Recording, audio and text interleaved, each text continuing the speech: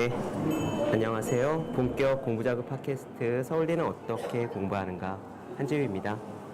오늘은요 용산 CGV 리뉴얼 기념으로요 이 용산 아이파크 몰에서 서울대는 어떻게 공부하는가 공개 방송을 진행하게 되었습니다. 오늘 방송은요 두 가지 점에서 특별한 것 같아요. 우선 서울대는 어떻게 공부하는가에서 처음으로 진행하는 공개 방송이라는 겁니다. 공개 방송을 하지 않겠느냐는 제안은 사실 그동안 몇 번 받긴 했습니다. 그래도 여러 가지 생각들 때문에 선뜻 내키지가 않았던 것이 사실이에요.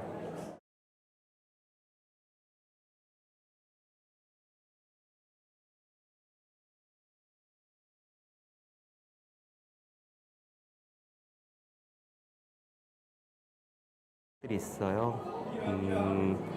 얼굴이 부었느냐를 신경 쓰지 않아도 되고 잠옷바람에 해도 되고 진행을 하다가 배고프면 무언가를 먹고 해도 괜찮습니다. 실제로 저는 방송하다가요 중간에 지치면은 푸시업을 하거나 스쿼트를 하거나 다시 운동을 잠깐 해서 컨디션을 끌어올린 다음에 진행을 하곤 하거든요. 그런데 이렇게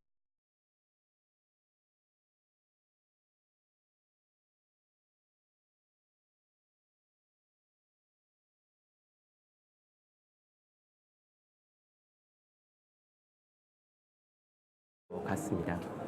사람은요 자기한테 멍석이 이렇게 딱 깔렸을 때 그때 그 멍석에 올라타는 것이 중요하다고 생각합니다. 그래야 기회를 잡고 이렇게 좋은 도전을 해볼 수가 있는 거겠죠. 이 공개방송이 특별한 두 번째 이유는요 이렇게 여러분들을 모시고 제가 이 자리에서 말씀을 드리게 되었다는 점입니다. 사람은요 자기가 익숙한 자리에서 말을 잘 하게 되어 있어요.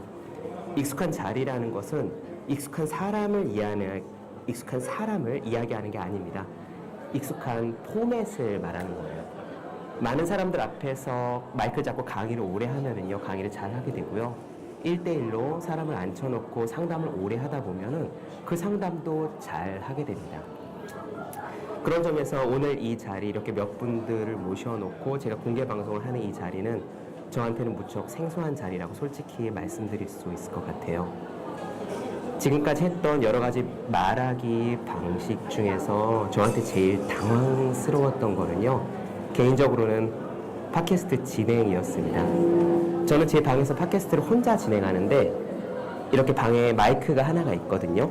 그 마이크를 바라보고 마이크에다가 이야기를 하는데 처음에 깜짝 놀랐어요. 그렇게 말이 안 나올 줄은 꿈에도 몰랐습니다. 지금은 제가 이렇게 안녕하세요. 본격 공부자극 팟캐스트 서울대는 어떻게 공부하는가 한재우입니다. 라고 말을 하지만요.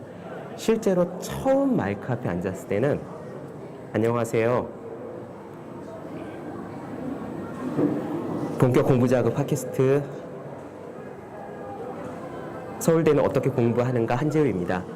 이 정도 수준으로 이야기했어요. 그리고 나서 그것들을 이렇게 잘라서 편집을 하고 나서 보니까 자연스럽게 나가는 거지 실제로는 그렇지 않았습니다. 굉장히 당황스러웠는데 여러분들께서 그 기분을 보시려면은요 마치 벽에다 대고 말을 하는 것과 비슷한 심정이라고 하실 수 있을 것 같아요. 왜 취업 면접 같은 거 혼자서 준비를 해볼 때 그 벽 앞에서 혼자 말하기 연습하고 또 웅변 연습할 때 벽에서 혼자 말하기 연습하고 그러잖아요. 그럴 때 굉장히 힘듭니다. 실제 하면은 말이 안 나와요. 많은 사람들 앞에서 이야기하는 게 훨씬 더 힘들 거다라고 생각하시지만 그렇지 않습니다. 많은 사람들 앞에서 이야기할 때는요 요령이 있어요. 앞에 100명 이상, 막 200명, 300명 앉아 있다고 해도 그 중에서 한 분을 바라보고 이야기하면 됩니다. 그분에게 대화를 한다라고 생각하고 그분에게 이야기를 하다가 그러다 보면 제가 좀 익숙해지거든요. 그러면 그 다음에 그 뒤에 분 바라보고 옆에 분 바라보고 하면서 이야기를 하면 돼요. 근데 이 팟캐스트를 집에서 혼자 진행하는 것은 누구를 보는 게 아니라 그냥 마이크를 보고 벽 앞에서 이야기를 하는 거거든요. 그래서 제가 처음에 말이 얼마나 안 나오든지 어떻게 하면 말이 잘 나올 수 있을까를 고민하다가 왜 라디오 같은 거 보면 라디오 MC들이 귀에 헤드셋 꽂고 있잖아요. 그 생각해서 저도 이어폰을 꽂고 헤비메탈 음악을 틀어보기도 하고 재즈를 틀어보기도 하고 또 이렇게 하면 혹시 말이 잘 나올까 싶어서 맥주를 마셔가면서 하기도 했습니다. 그렇게 고생을 하다가요, 결국 어떻게 하면 말을 잘 할 수 있는지를 찾아냈어요. 그 답은 우리가 인생에서 많은 시련들을 겪을 때 그 시련들을 극복할 수 있는 방법과 똑같습니다. 뭐냐면은 많이 해보면 되더라고요. 한 20회, 30회 이상 팟캐스트를 하다 보니까 마이크 앞에서 벽을 보고 이야기를 해도 말이 줄줄줄 나옵니다. 사람은 많이 하면은 뭐든지 잘 할 수가 있어요. 그래서 오늘 제가 이 자리가 첫 번째 포맷, 이렇게 몇 분들을 앉혀놓고 가까운 자리에서, 그리고 동시에 공개방송을 송출되는 이런 자리라서 개인적으로는 굉장히 부담도 되고 걱정되고 잘 할 수 있을까 고민도 되는 것이 사실입니다. 하지만 동시에요, 이 시간이 지나고 나면은 내가 이런 포맷에도 처음에는 완전히 백지 상태였는데 조금쯤 익숙해졌구나 라는 것을 느낄 수 있을 거다. 그런 저 자신을 관찰하면서 해야지 라고 마음을 먹고 이 자리에 앉아 있습니다. 소도가 많이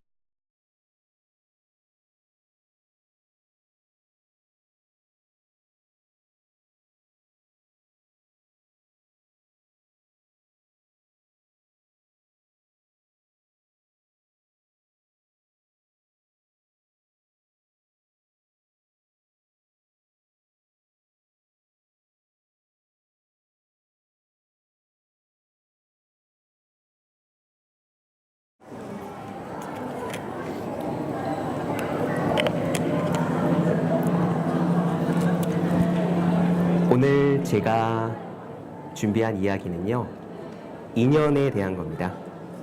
우리가 지금 이 시간에 이 자리에 앉아 있는 것은 인연이 닿았기 때문이거든요. 여러분들께서도 어떤 인연으로 해서 지금 이 자리에 계신지 혹은 이 방송을 듣고 계신지를 생각해 보시면 될 것 같아요. 저한테 방청 신청 메일을 주셨을 거고, 그 전에 제 블로그나 혹은 팟캐스트에서 이런 공개 방송이 진행될 거다라는 안내 방송을 들으셨을 겁니다. 그리고 그 전에 제 팟캐스트를 들으시면서 혹은 블로그에 와서 글을 읽으시면서 이런 자리가 있다면 직접 가서 한번 듣고 싶다라고 마음을 내셨겠죠. 그런 인연들이 합쳐져서 지금 이 시간에 이 자리에 계신 겁니다. 저도 그렇습니다. 저도요, 몇 번의 갈림길이 있었고 그 갈림길에서 적절한 선택들을 했기 때문에 제가 지금 이 자리에 있을 수 있거든요. 그 적절한 선택을 하기까지의 제 마음의 변화, 제가 어떻게 마음의 변화를 겪어왔는지에 대해서 오늘 이야기를 드려보고자 합니다. 이것은요, 꼭 공개 방송 허락에 대한 이야기뿐만이 아니에요. 우리가 모두 일을 하면서, 공부를 하면서, 사람을 만나면서, 연애를 하면서, 친구들과 약속 자리에 나가면서 수많은 이렇게 갈림길에 서게 되거든요. 그때 우리가 어떤 선택을 하는지, 그 선택에서 우리의 마음의 변화가 어떻게 일어나는지에 대한 이야기이기 때문에 조금 보편적인 이야기가 될 수 있다고 생각합니다. 제가 드리는 말씀을 들으면요, 여러분들께서 이렇게 살면서 어떤 갈림길에서 선택을 해야 할 때 그때 선택의 기로에서 도움이 될 만한 그런 힌트들을 얻으실 수 있을 것 같아요.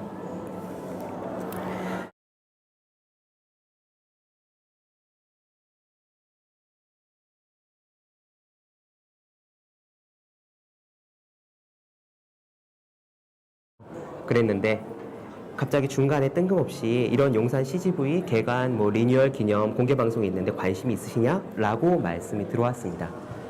그 이야기를 듣자마자요, 저는 그거 괜찮네 라는 생각이 들었습니다.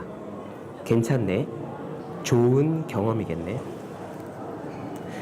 사람은 어떨 때 이렇게 괜찮다 혹은 좋은 경험이다 라는 느낌이 들까요? 우리 마음속에서 긍정적인 생각이, 어떤 기회가 다가왔을 때 괜찮다라는 긍정적인 판단이 순간 들곤 합니다. 이것은요, 우리 마음속에 목표 지향 메커니즘이라는 게 내재되어 있기 때문이에요. 목표 지향 메커니즘입니다. 이렇게 간단히 설명을 드리죠.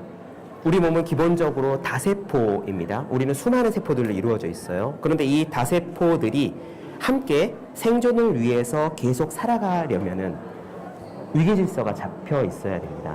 두 가지예요. 첫째는 세포들 간에 의사소통이 돼야 되는 거고, 이 의사소통이 연결이 돼야 되는 거고, 두 번째는 세포들 간에 위계 질서가 있어야 합니다. 그래서 상위의 세포가 하위의 세포에게 어떤 것을 지시했을 때 일사불란하게 세포들이 그 방향으로 나아갈 수 있는 거죠. 만약 그렇지 않으면은 우리 몸은 엉망이 되어버리고 말 거예요. 신체 기관들이 제 멋대로 움직이려 할 테니까요. 그래서 우리의 이 몸속에 있는 목표 지향 메커니즘이라는 것은 진화론적으로 확립된 부분인 겁니다. 이 목표 지향 메커니즘에 대한 내용이 들어있는 책 황동문 교수님의 몰입에 대한 부분 잠깐 읽어볼게요. 왜 목표가 생기면 노력하게 될까? 우리 몸은 도대체 어떤 원리에 의해 목표만 설정하면 그것을 맹목적으로 추구하도록 만들어졌을까? 그 원리를 이해할 필요가 있다. 간단한 예를 들어보자. 내가 책상에 널려있는 종이 몇 장을 구겨서 3m 정도 떨어져 있는 거리에 있는 휴지통에 던져 넣으려고 한다고 치자. 이때 나의 목표는 그 종이를 휴지통에 꼬린시키는 것이 된다. 그런데 꼬린을 목표로 신중하게 던졌지만 빗나가서 휴지통 옆에 떨어졌다고 하자. 그러면 나는 순간 짜증이 탁 난다. 이것은 목표를 벗어난 실수를 한 것에 대한 내적인 처벌이다. 반면에 종이를 잘 던져서 꼬린에 성공하면 나는 짜릿한 희열을 느낀다. 이것은 목표를 성공적으로 달성한 것에 대한 내적인 보상이다. 이처럼 나는 단지 종이를 휴지통에 던져 넣는다는 목표를 임의로 만들었을 뿐이지만 그 순간부터, 목표를 세운 순간부터 종이를 던지는 그 행동은 성공 혹은 실패로 갈리게 된다. 일단 목표를 설정하면은 성공 또는 실패라는 커다란 자극이 만들어지면서 그것을 추구하는 우리의 행동에 의미가 생긴다. 다시 말해, 나의 행위에 커다란 자극과 의미를 만들어서 그 행위에 대한 내적인 중요성을 올리기 위해서는 명확한 목표를 설정하면 되는 거다. 만약 내가 종이뭉치를 휴지통에 던져 넣는 행동을 반복한다고 하자. 그리고 종이뭉치를 거기에 넣겠다는 중대한 결심도, 절실한 마음도 갖기 시작했다고 하자.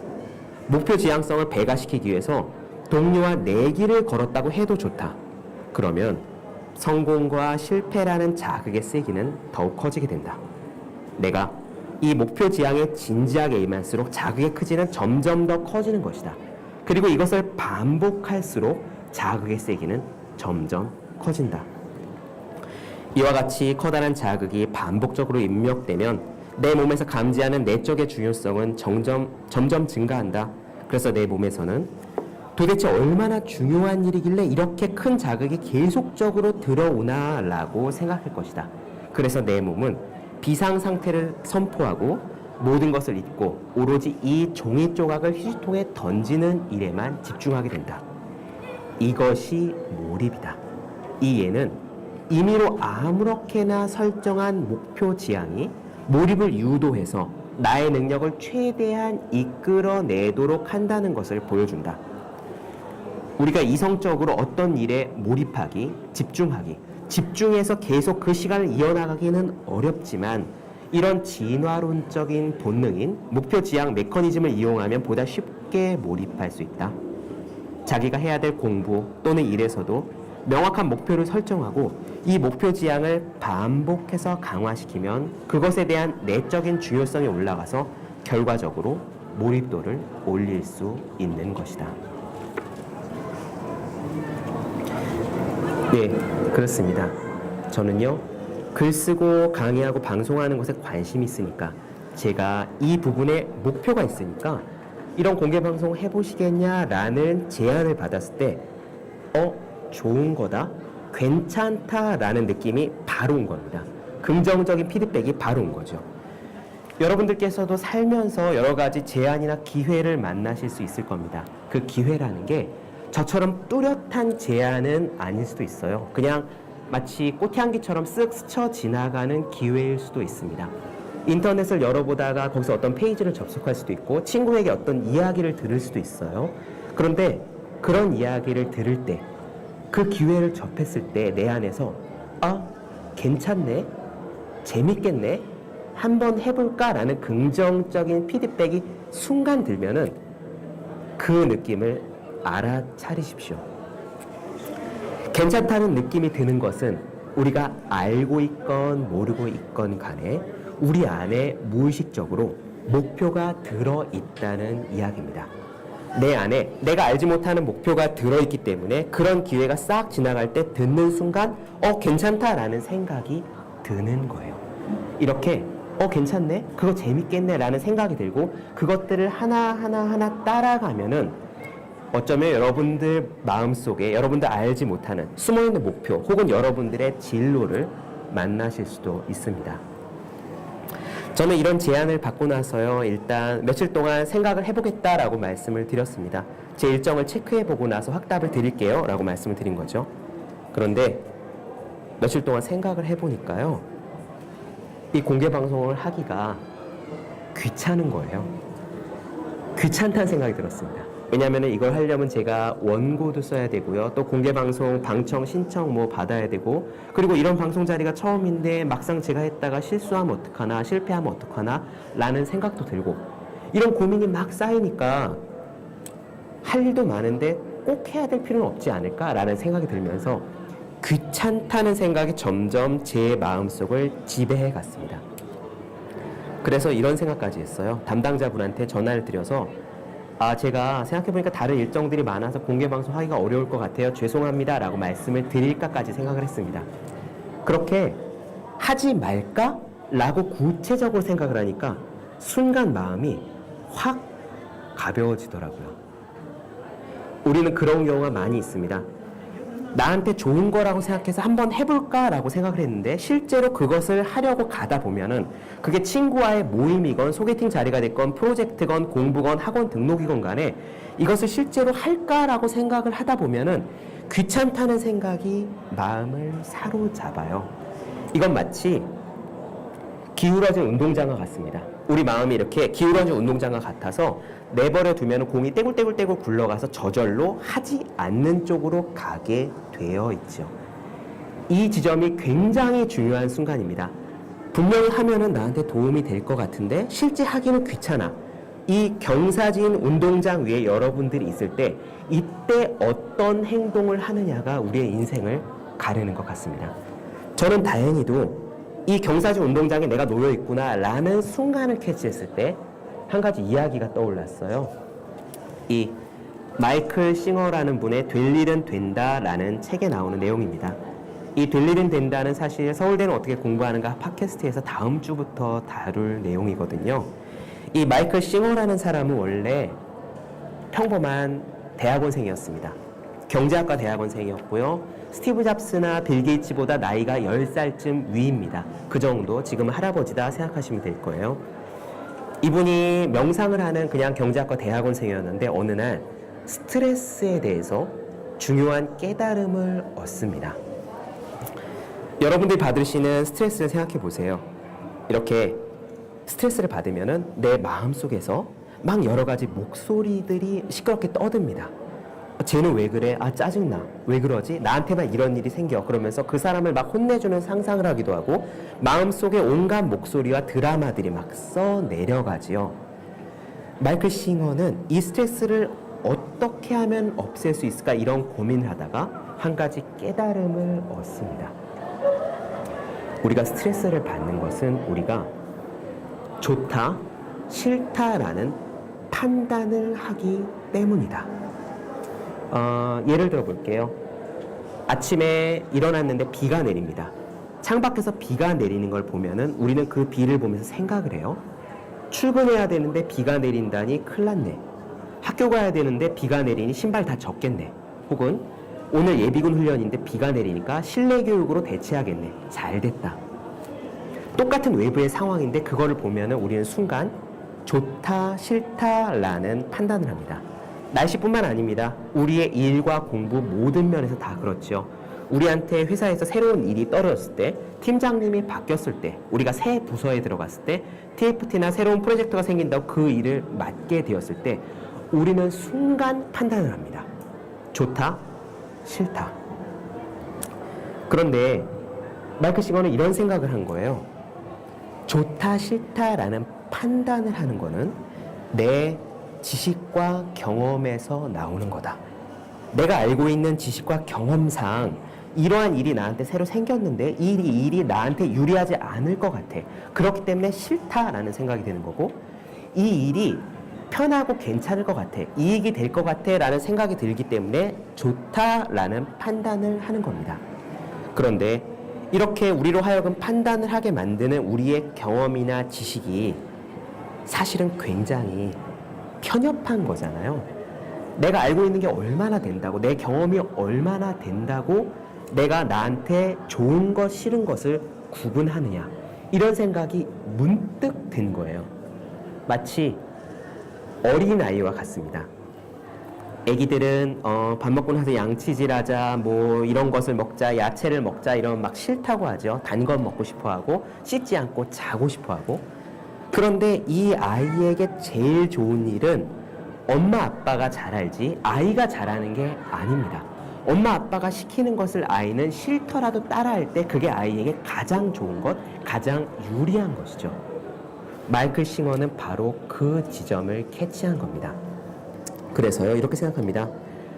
생각해보면 나의 경험이나 지식은 별것 아니다. 어쩌면 나보다 이 삶 전체, 나한테 펼쳐진 이 삶 전체가 나에 대해서 더 잘 알지 않을까? 그래서 내가 이 나에게 주어지는 호불호를 내려놓고 좋다 싫다는 생각을 하지 않고 그냥 나에게 주어지는 모든 것들을 마치 어린아이에게 부모님이 시키듯이 나에게 가장 유리한 거다 생각하고 그냥 따라가 보면은 그게 제일 좋은 게 아닐까라고 생각하고, 삶이 나에게 시킨 것을 믿고 그저 가슴을 다해서 최선을 다해 해보자 라고 결심을 합니다. 그 결심을 하는 부분 나눠드릴게요.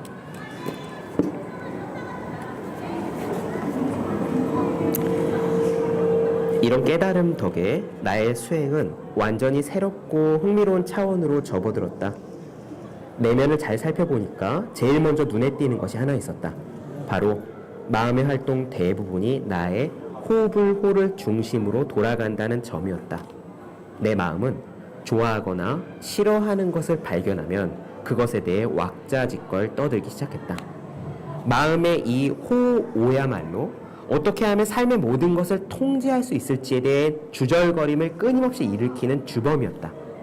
그 모든 것으로부터 해방되겠다, 스트레스로부터 해방되겠다는 대담한 도전의 일환으로 나는 개인적인 호불호를 둘러싼 마음의 수다에는 완전히 귀를 닫겠노라고 결심했다.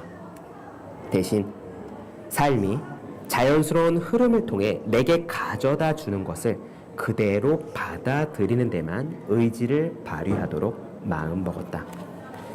이런 나의 수행은 아주 간단한 것으로부터 시작했다. 우선 날씨였다. 비가 오면 툴툴대지 않고 그저 비가 내리나 보다 하는 것이, 해가 쬐면 쨍쨍하지 않고 해가 쨍쨍하면 툴툴대지 않고 그저 해가 쨍쨍하나 보네 하는 것이 정말 그렇게 어려운 일일까? 내 마음은 그렇지 않다는 것만은 확실했다. 그래서 나는 내 마음속에 일어나는 무의미한 소음들, 왜 하필 오늘 비가 내리는 거지? 오늘 놀러 가기로 하는데 왜 비가 내리지? 왜 하필 이날이야? 라는 무의미한 소음들을 단 한 가지 말로 대체했다. 참 아름답구나. 비가 내리네. 이런 수용 연습은 효과가 매우 강력해서 내 마음을 조용하게 만드는 데 도움이 됐다. 그래서 나는 좀 더 밀고 나가 더 많은 것을 대상으로 수용 연습을 해보기로 했다. 이제부터 삶이 특정한 방향으로 펼쳐지는 것에 대해 내가 저항을 하고 있다면, 그리고 그 유일한 이유가 나 자신의 호불호라면 나는 그 호불호를 내려놓고 삶의 주도권을 넘기겠노라고 결심했던 순간이 생생하게 기억난다. 분명히 이것은 내게 미지의 영역이었다. 나는 과연 어떻게 될 것인가? 좋고 싫다는 나의 판단을 따라가지 않는다면 내게 과연 무엇이 일어날 것인가? 나는 이것을 하나의 위대한 실험으로 바라보기 시작했다. 내면의 저항을 그저 내려놓고 삶이 시키는 대로 그저 따라간다면 어떤 일이 일어날까? 이것이 바로 내가 내맡기기 실험이라고 부르게 된 연습의 시작이었다. 나는 이 실험이 나를 어디로 인도하는지를 똑똑히 지켜볼 준비가 되어 있었다. 미친 사람이 아니고서야 누가 이런 결심을 하겠느냐고 생각할 수도 있을 거다. 하지만 그때까지 나는 거의 평생을 나한테 제일 좋은 거는 내가 제일 잘 알지라는 마음으로 살아왔는데, 이제부터는 그냥 삶 자체가 그걸 나보다 훨씬 더 잘 아는 거라고 믿기로 했다. 이제 나는 우리에게 일어나는 모든 일은 의미가 있는 거다라는 전제를 막판까지 시험해 볼 생각이었다. 그래서 나는 과감히 뛰어들어 삶의 흐름에 몸을 맡길 준비가 되었다. 어쩌면 삶이 우리에게 주려는 것이 우리가 애써 삶으로부터 아득바득 얻어내려고 하는 것보다 훨씬 더 많을 수도 있지 않을까. 네, 이렇게 결심하고 나서 마이클 싱어는 어떻게 되었을까요? 자기에게 주어진 일을 판단을 하지 않고 다 받아들여서 그냥 열심히 하다 보니까 이 삶이 뒤죽박죽 되었을까요? 아닙니다. 마이클 싱어가 어떤 사람인지 이제 밝힐 때가 된 것 같네요. 원래 평범한 경제학과 대학원생이었던 마이클 싱어는요, 교수가 되었고요, 건축업자가 되었고요, 프로그래머가 되었고요, 미국에서 손꼽히는 영성 공동체의 리더가 되었고요, 결국 미국 의료계의 전산화를 이끈 미국에서 엄청나게 유명한 CEO가 되었으며 뉴욕타임즈 베스트셀러 1위의 작가가 됩니다. 그는요, 자기에게 주어진 일을 가리지 않고 묵묵히 최선을 다한 결과, 원래 이런 결심을 하기 시작했을 때는 연봉 500만 원짜리 대학 강사였는데 40년 뒤에는 연매출 1조를 내는 회사의 CEO가 되고 자기 자가용 비행기를 타고 다니는 사람이 되었습니다. 이 공개 방송이 귀찮다는 생각이 들어서 제가 하지 말까라는 생각이 드는 순간 이 마이클 싱어의 이야기가 떠오르더라고요. 그래서 그때 바로 저는 핸드폰을 들어서 담당자분께 문자 메시지를 드렸습니다. 그때 진행하겠습니다. 이렇게 저는 공개 방송을 하기로 일단 결심을 했습니다. 이제는 엎질러진 물이지요. 그 다음에 다가온 감정은요, 걱정이었습니다. 처음에는 괜찮다, 그 다음에는 귀찮다. 그런데 하기로 하니까 이제는 그런 감정이 사라지고 걱정만이 밀려들었어요. 여러분들께서는 지금 저를 어떻게 보실지 모르겠습니다. 팟캐스트를 오래 했으니까 공개방송 정도도 무난하게 할 거다라고 생각하실 수도 있고, 아니면은 이미 지루하다, 팟캐스트랑 다르다라고 생각하실 수도 있고요. 어떻게 생각하실지 모르겠습니다. 하지만 저는 솔직히 고백하건대요. 처음 부분에도 말씀드렸지만 이 자리를 준비하는데 개인적으로 걱정이 굉장히 많이 됐어요. 이런 자리는 처음이었거든요. 만약에 누구와 같이 이렇게 대화를 나눈다면은 공을 좀 넘기고 내가 숨을 돌리거나 할 수도 있을 텐데 이건 그런 자리도 아니잖아요. 진행하다가 머릿속이 백지가 되면 어떡하나, 그런 걱정도 많이 되었습니다. 두려움이죠. 이렇게 어떤 프로젝트 앞에서 우리가 두려움이 들면요, 우리는 그 자리를 피하고 싶어 합니다. 이 피하고 싶다는 생각, 이것은요, 우리 뇌 안에 갖춰진 진화 메커니즘 때문이에요. 지금 우리가 어떤 일에서 실수한다고 해서, 일에서 실패한다고 해서 그것이 우리의 죽고 사는 문제와 연관되지는 않습니다. 송년회 자리에서 많은 사람들 앞에 나가서 노래를 부르다가 실수한다고 해서 우리가 죽거나 회사에서 쫓겨나지는 않죠. 하지만 그럼에도 불구하고 우리는 그 정도 두려움이 있으면 그 자리를 일단 피하고 싶어 합니다. 이것은 우리 뇌 안에 있는 진화 메커니즘 때문이에요. 옛날에는 우리가 원시시대에는 한 가지 판단을 잘못하면은 그 판단으로 인해서 우리의 생과 사가 갈렸거든요. 호랑이가 지나가는데 저 호랑이가 지나갈 때까지 숨어 있을까 아니면 일어나서 도망갈까, 이 판단 하나 까딱 잘못하는 것만으로 우리는 생과 사가 갈렸습니다. 이렇게 우리가 잘못을 하면은 그 잘못으로 인해 실제로 죽을 수 있다는 그 오랜 축적의 경험 때문에 우리는 지금 두려움을 겪으면은 그 두려움을 그냥 받아들이지 않고 그 자리를 일단 피하고만 싶은 생각이 저절로 드는 거예요. 두려워할 때 그 자리를 피하고 싶다는 생각이 들 때 여러분들이 잘못된 것이 아닙니다. 모든 사람들이 다 그랬습니다. 저도 그랬고요. 모든 사람들이 다 그랬다는 사실을 알기 때문에 저는 제가 두려워할 때 그 지점에 대해서 별로 많이 걱정은 하지 않았습니다.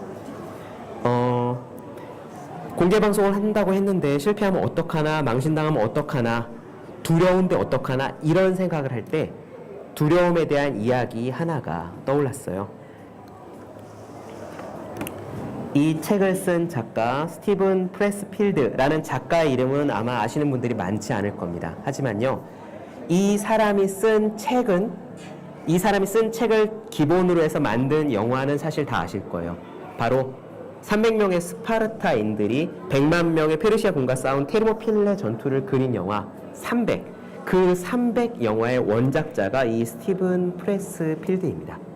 스티븐 프레스필드는요, 이 책에서 내내, 이 책 한 권 내내 두려움과 저항에 대한 이야기를 합니다. 어떤 일에 부딪혔을 때 우리 안에서는 두려움이 일어난다. 우리는 그 두려움을 극복해야 할 뿐만 아니라 그 두려움 자체가 굉장히 중요한 신호다. 그 두려움이 있는 바로 그 지점이 우리가 깨쳐나가야 할, 해야 할 일이라는 신호인 것이다 라고 합니다. 그때 제가 떠올랐던 부분 나눠드리겠습니다.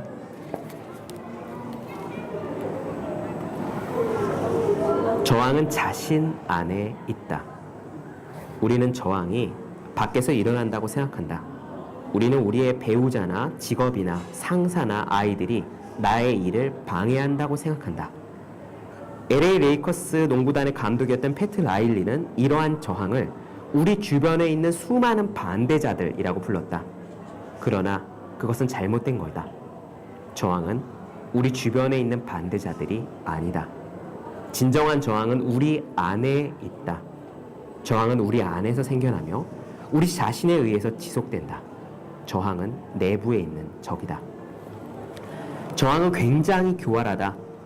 우리에게 일을 하지 말라고 속삭인다. 저항은 거짓말로 우리를 속이고 진실을 왜곡한다. 또 저항은 우리를 유혹하고 위협하고 아첨한다. 저항이 사용하는 방법은 변화무쌍하다. 저항은 우리를 속이기 위해서 방법을 가리지 않는다. 변호사처럼 우리를 설득하거나 노상 강도처럼 우리를 협박할지도 모른다. 저항은 우리가 그 일을 포기하면 그 대가로 다른 것을 주겠다고 약속한다. 그러나 우리가 방심하는 순간 저항은 우리를 배신한다. 만약 우리가 저항이 무엇인지를 확실히 알고 그것에 대처한다면 우리는 원하는 모든 것을 이룰 수 있다. 나침반의 바늘이 항상 북극을 가리키듯 저항은 항상 우리가 맡은 소명과 임무를 분명히 알고 있다. 그래서 저항은 어떻게 해서든지 우리를 이런 소명과 임무에서 멀어지게 하기 위해 노력을 한다. 우리는 이러한 저항의 성향을 잘 이용할 수 있다. 우리는 저항을 우리가 진짜 나아가야 할 바를 알려주는 나침반으로 활용할 수 있다. 우리는 저항을 우리의 길잡이로 이용하는 거다. 저항이 있는 곳에 우리가 어떻게든 꼭 이루어야 하는 우리의 진정한 소명과 임무가 있다. 저항에 관해 제일 중요한 1법칙은 이렇다. 우리의 영혼을 진화하게 만드는 중요한 소명이나 임무일수록 그것을 막으려는 저항도 커진다. 그래서 저항은 우리로 하여금 일을 미루게 만든다. 이 저항은 흔히 미루는 버릇으로 나타난다.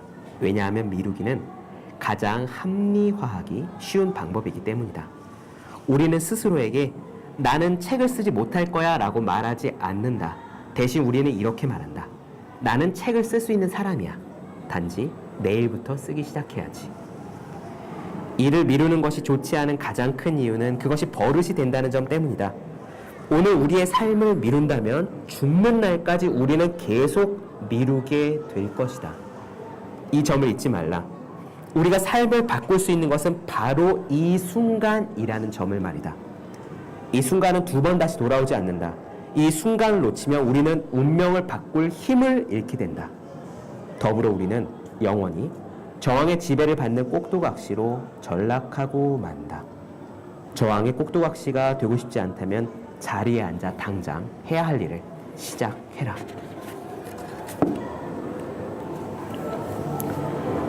너무 두려워서 새파랗게 질릴 지경인가? 만약 당신이 두려움을 느낀다면 그것은 좋은 징조다. 두려움은 좋은 거다. 왜냐하면 두려움은 우리가 꼭 해야 할 일이 무엇인지 알려주는 증거이기 때문이다. 저항에 관한 제1법칙을 기억하라. 우리가 자신의 일이나 소명의 두려움을 느끼면 느낄수록 우리는 그것이 꼭 해야 되는 일이라는 것을 확신할 수 있다. 저항은 두려움의 형태로 나타난다. 우리가 더 많은 두려움을 느끼면 느낄수록 그것은 저항이 강력하다는 뜻이다. 그러므로 우리가 어떤 작업에 두려움을 느끼면 느낄수록 그 작업은 우리에게 그만큼 중요한 것이며 우리의 성장에 꼭 필요한 것이라는 뜻이 된다. 그렇기 때문에 우리는 그만큼 강력한 저항과 두려움을 만나는 것이다. 그 작업이 실제로 우리에게 전혀 중요하지 않다면 우리는 두려움을 느끼지 않고 저항도 느끼지 않는다. Inside the Actor Studio라는 프로그램을 본 적이 있는가? 이 프로그램에서 사회자는 출연한 게스트들에게 다양한 질문을 던진다. 그가 주로 던지는 질문 중에 하나가 이거였다. 당신은 무엇 때문에 그 배역을 맡기로 결정했습니까? 그러면 게스트로 나온 배우들은 한결같이 이렇게 대답했다. 그 역할을 맡는 것이 너무나 두려웠기 때문입니다. 진정한 프로는 자신의 능력을 키워줄 기획을 선택한다. 그는 아무도 들여다보지 않는 바닷속에 뛰어 들어간다. 그들은 자신도 미처 몰랐던 자신의 재능을 일깨워줄 새로운 역할을 맡는다. 그들이 미지의 세계나 새로운 과제를 맡았을 때 두려움을 느꼈을까? 당연하다. 그들도 물론 두려움을 느꼈다. 그들도 두려워서 꼼짝 못했을 것이다. 반대로 진정한 프로는 그가 이미 전에 해봤던 역할은 거부한다. 왜냐하면 그런 역할을 맡는 것은 더 이상 두렵지 않기 때문이다. 왜 두렵지 않은 역할을 맡아서 인생의 시간을 낭비하는가? 만약 두려움 때문에 꼼짝도 할 수 없다면 그것은 진짜 좋은 징조다. 두려움을 느꼈다면 바로 그것이 우리가 해야 하는 일이기 때문이다.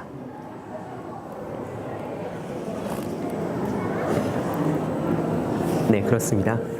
제가 공개방송을 하려고 할 때 망할지 몰라라고 두려움이 드는 것은요, 이 공개방송을 반드시 맡아서 잘 완수해야 하는 신호나 다름없다고 생각했습니다. 그래서 결심했죠. 내 안에 드는 두려움이 있는 것은 맞다. 그 두려움을 인정하고 어떻게든 꾸역꾸역 해나가자. 제가 팟캐스트에서 종종 꾸역꾸역이라는 말씀을 많이 드립니다. 꾸역꾸역이라는 표현을 많이 쓰죠. 우리는 예를 들면 회사에서 일을 한다고 생각을 해봐요. 그러면 우리와 갈등 관계인 사람이 있습니다. 같은 팀에도 마음에 안 드는 사람이 있을 수 있어요. 회의를 할 때도 나와 의견이 다른 사람이 있을 수 있습니다. 하지만 그렇게 우리와 갈등 관계인 사람이 있다고 해서 우리는 그 자리를 박차고 나가진 않습니다.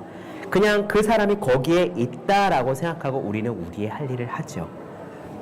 늦은 시간 회식 자리에 있을 때도 마찬가지입니다.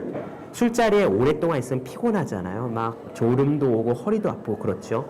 하지만 우리는 졸린다고 해서 그 자리를 박차고 일어나진 않습니다. 졸음은 졸음대로 거기 두고 피로는 피로대로 거기에 두고 우리는 그 자리에 앉아서 꾸역꾸역 앞에 있는 사람의 이야기를 듣고 피드백을 주고 웃어주고 그렇게 시간을 갖지요.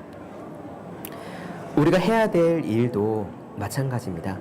우리가 안에서 두려움이 있잖아요. 그럼 그 두려움이 있다고 해서 그것을 버리고 나가는 것은 아닙니다. 두려움은 두려움대로 거기에 두고 우리는 그냥 우리의 해야 할 일을 하는 것뿐이죠.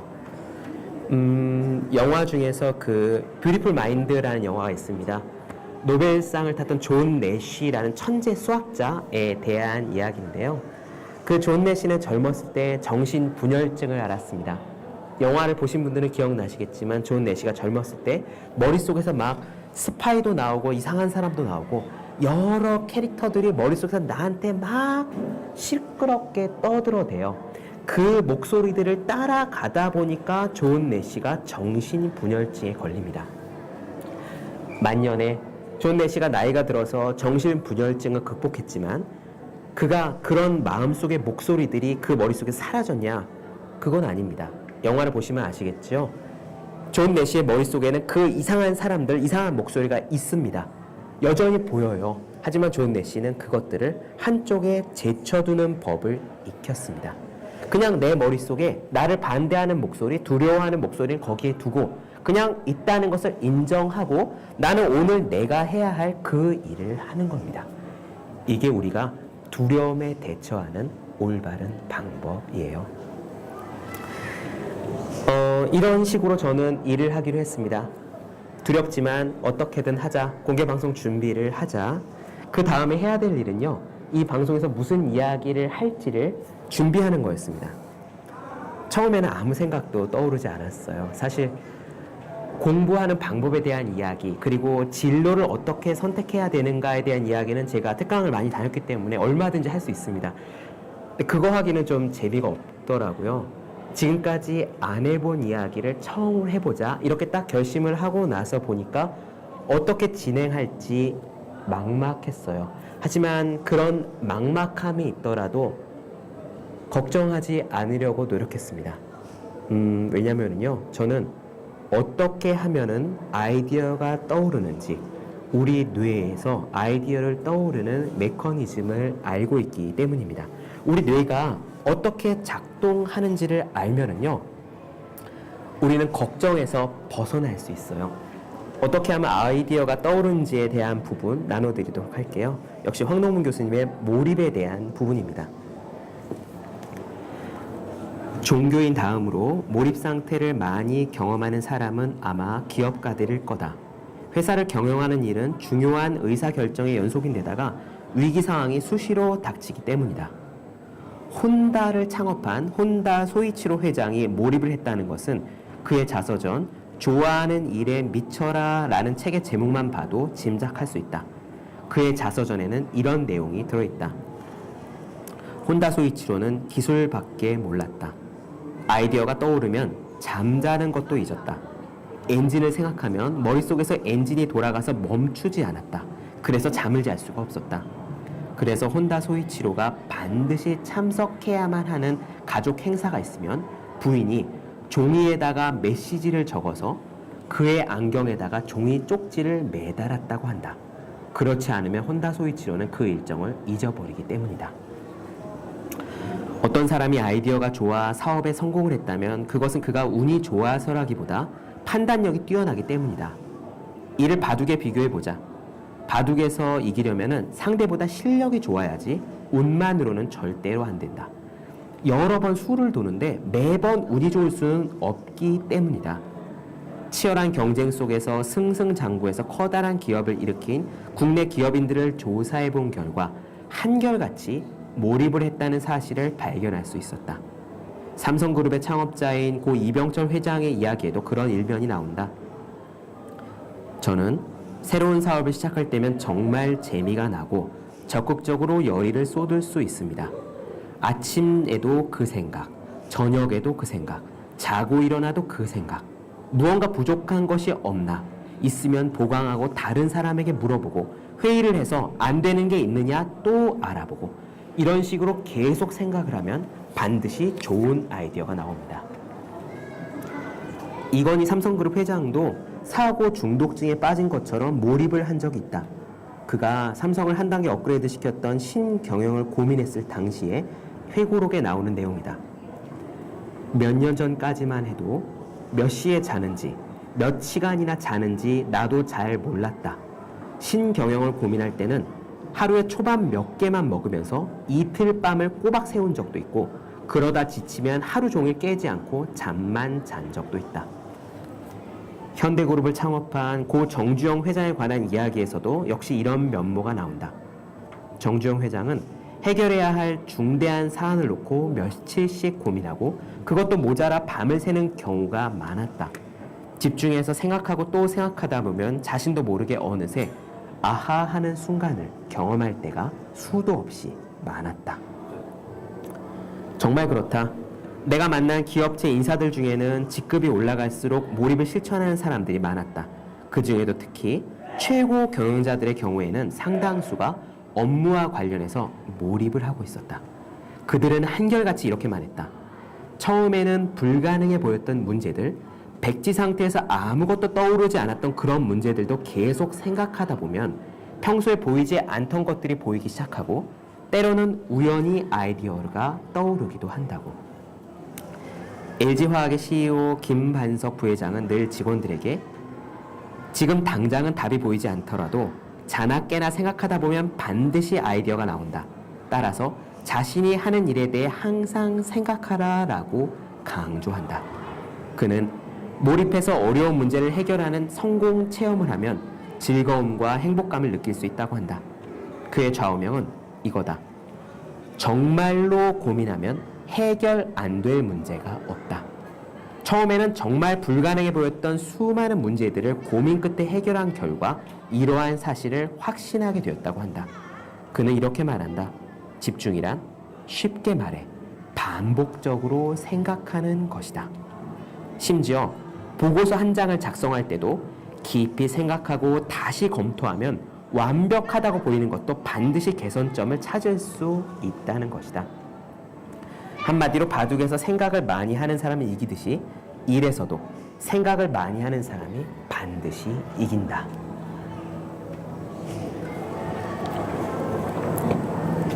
네, 이런 내용을 저는 읽었었기 때문에 무슨 내용을 이야기할지 막막한 상태에서도 겁은 나지 않았습니다. 계속 생각하다 보면은 반드시 뭔가가 떠오를 거다라고 생각했죠. 그러다가 문득 이런 생각이 들더라고요. 이 공개 방송을 하려고 할 때 나한테 들었던 감정들, 내가 선택의 기로에서 어떤 생각이 들었길래 이렇게 선택해서 왔나, 내 마음의 변화에 어떤 이야기가 나에게 도움을 주었나, 이 부분을 말씀드리면 될 것 같다.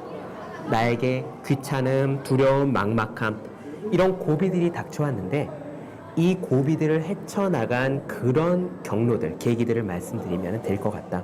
이런 생각이 들었습니다. 이 고비들 중 어느 한 부분에서라도요, 제가 만약에 선택을 다르게 했더라면 저는 이 자리에 있지 않았을 거고 혹은 이와 다른 내용을 말씀드렸겠죠. 여기 있는 이런 책들을 읽을 때 이 책에 나오는 이야기들이 오늘 이런 자리에서 제가 이렇게 쓰일 줄 알고 읽은 것은 아니었습니다. 하지만요, 지금 제가 뒤돌아보니까 이 이야기들이 어떤 의미였는지 알 것 같아요. 우리는 매일매일 어떤 경험을 쌓아나가는데 그 경험을 하는 그때는 그 경험이 우리 삶에 어떤 의미가 있을지 우리는 잘 모릅니다. 이 의미는 나중에 되돌아보고 나서 알 수 있어요. 그런데 우리는 일을 할 때, 어떤 경험을 할 때 이렇게 입버릇처럼 말합니다. 이게 나한테 무슨 의미가 있어? 예전에 학원에서 제가 수학을 가르쳤는데 학생들이 가장 많이 한 질문이 이거였어요. 저는 문과를 갈 건데 이 수학 공부가 저한테 무슨 의미가 있나요? 그것이 어떤 의미가 있을지 그 일을 할 때 우리는 모릅니다. 그 일이 어떤 의미가 있는지는 시간이 지나봐야 나중에 되돌아봐서 합니다. 우리는 그때 단지 그 일들을, 그 경험들을 꾸역꾸역 열심히 해나갈 뿐이에요. 바로 이런 이야기를 저 유명한 스티브 잡스가 스탠퍼드대 졸업식 연설에서 이렇게 아름답게 표현했습니다. 저는 리드 대학을 6개월 다니다가 자퇴했지만 학교를 도강하면서 맴돌다가 18개월이 지나서야 학교를 떠났습니다. 자퇴를 결심했고 모든 일이 잘 되리라고 스스로를 위로했습니다. 그 당시는 너무 두려웠지만 돌이켜보면 자퇴는 최고의 결정이었다고 생각합니다. 자퇴 후에 저는 흥미가 없는 필수 과목들을 수강하는 것을 그만두고 흥미로워 보이는 수업에 이따금씩 들어가기 시작했습니다. 그리고 호기심과 직관에 따라 우연히 했던 일 가운데 많은 것이 나중에는 값진 경험으로 드러났습니다. 예를 하나 들어보죠. 리드 대학은 그때 당시 미국에서 최고의 서체 교육을 자랑했습니다.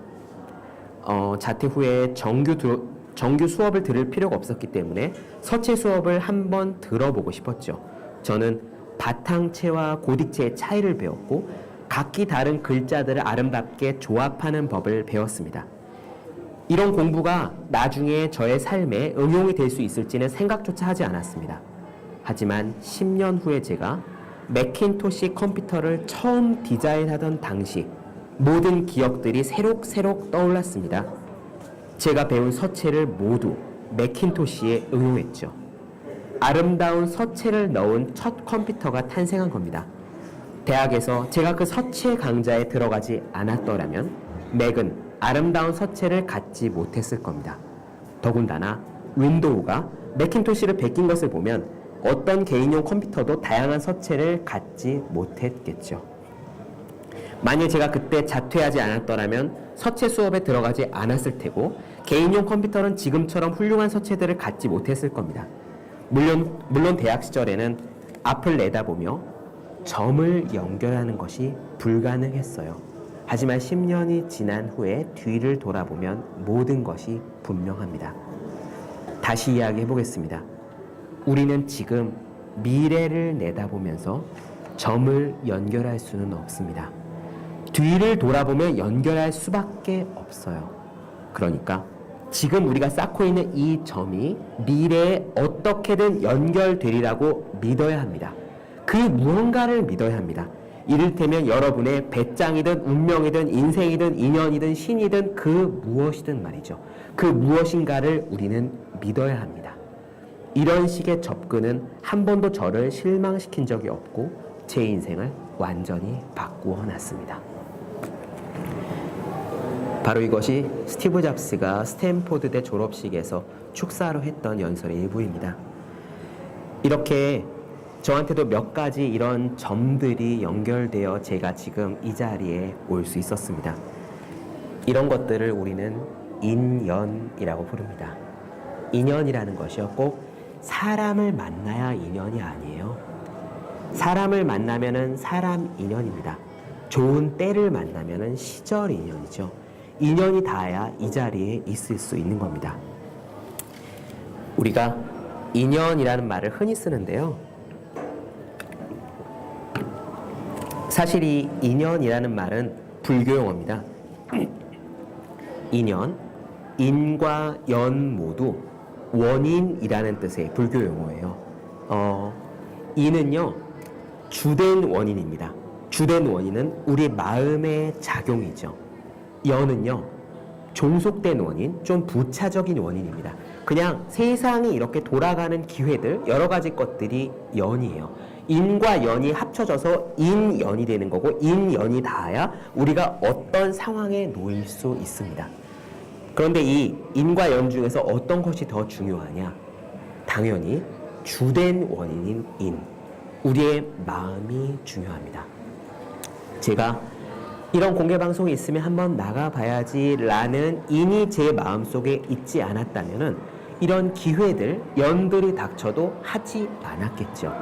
하지만 마음속에 제가 어떻게든 인을 갖고 있으면 이 연은 우리가 컨트롤할 수 있는 것이 아니라서 시간이 지나서 적당히 기회가 오기도 하고 가기도 하는데 적당한 연이 오면은 이 인과 만나서 인연이 됩니다. 그렇기 때문에요, 우리는요, 평상시에 이 좋은 인을 쌓아 나가는 것이 중요합니다. 사람들은 묻습니다. 어떻게 하면 좋은 인연을 만날 수 있느냐? 그게 사람 인연이기도 하고 일의 인연이기도 하고 뭐 성공의 기회이기도 하겠죠. 어떻게 하면 좋은 인연, 시절 인연, 사람 인연, 성공 인연, 모든 인연을 만날 수 있느냐? 연은 우리가 컨트롤할 수 없습니다. 우리가 할 수 있는 것은 이 주된 원인, 우리의 마음, 인입니다. 좋은 인을 쌓아 나가다 보면은 좋은 연이 우리에게 깃드는 날이 옵니다. 그럼 이 좋은 인을 어떻게 만들어 가느냐? 제가 오늘 이 자리에 어떤 인으로 오게 되었습니까? 귀찮음과 걱정과 두려움이 있었지만 그럴 때마다 제가 그동안 읽었던 책들, 제가 깨달았던 것들이 그때마다 저에게 도움을 주었죠. 바로 이런 겁니다. 좋은 책을 읽고 좋은 이야기를 듣고 좋은 깨달음들을 평소에 쌓아 놓으면은, 그래서 우리가 평소에 좋은 인들을 만들어 놓으면은 우리의 인생이 좋은 연들이 닥쳤을 때 좋은 인연으로 좋은 인생으로 펼쳐져 나갑니다. 여러분들의 삶에서 좋은 인을 쌓아 나가도록 노력하셨으면 좋겠습니다. 제가 준비한 오늘의 이야기 1부는 여기까지입니다. 이야기 들어주셔서 감사합니다.